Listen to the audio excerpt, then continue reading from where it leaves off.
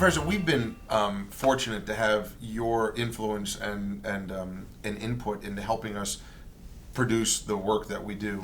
What has been some of the things that have stood out for you in the areas that you've helped us? I know there's been many, so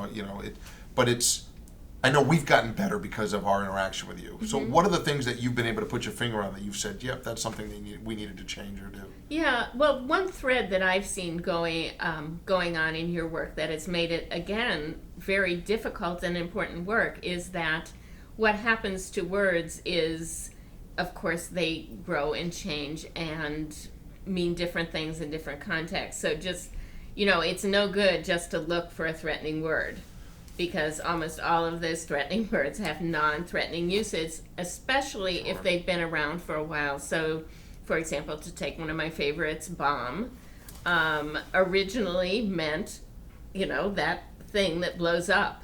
And now it's a cyclone.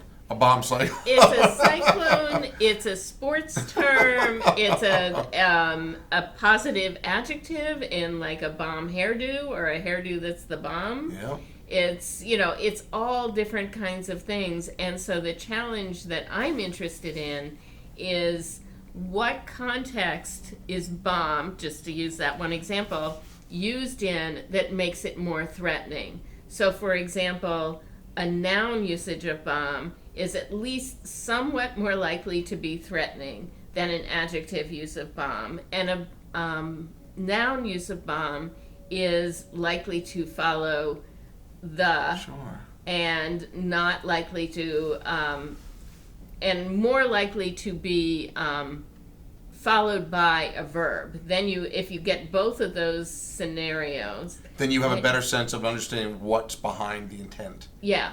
So it's intentionality. It's looking at context to inform intentionality.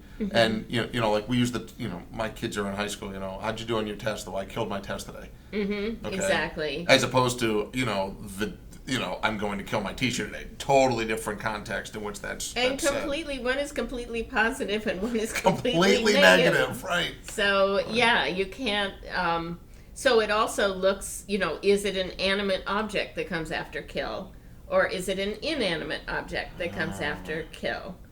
It also, and what about tense? Because if someone is threatening to do something, it's more likely to be in future. So we've looked at, looking at future constructions with these threatening terms, as opposed to something was the bomb, something is the bomb, something, Sure. But gonna bomb, or gonna kill, or gonna murder, which is, you see that, you pull it out right away. Absolutely. So, as I'm listening to you, I'm thinking we've removed, 100% of the irrelevant posts from our deliverables, and north of 90% of the false positives have been removed.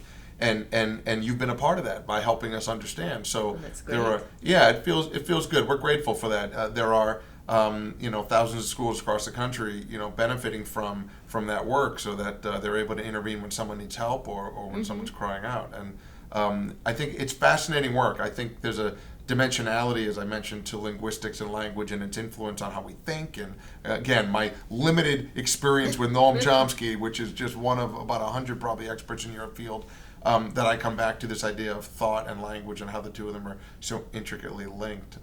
We've been able to make such incredible strides with our technology, servicing all the schools we do, and making some great value in helping intervene when something's gone or potentially could go terribly wrong. So we're grateful for the help. So Professor Julie Roberts, Professor of Linguistics at the University of Vermont, and we're grateful to have you on the team.